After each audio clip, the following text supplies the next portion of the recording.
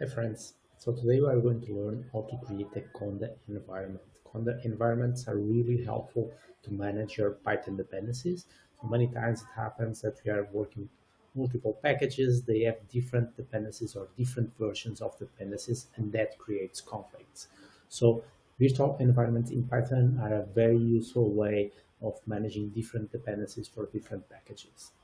So here I have my terminal open, and to create my conda environment, I need to have an anaconda or miniconda already pre-installed, and then I'll create conda environment named data test, and I'm going to use Python 3.1. So you can choose the Python version you want, because this way with these environments you can create one environment using Python 3.10 or using Python 3.12. That way you can manage all the dependencies and requirements for each package separately.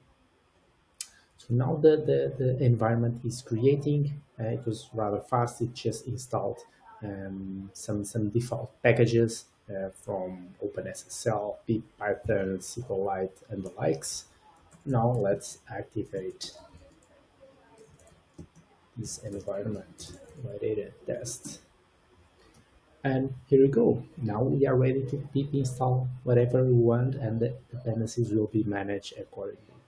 Hope you have enjoyed. See you in the next tutorial.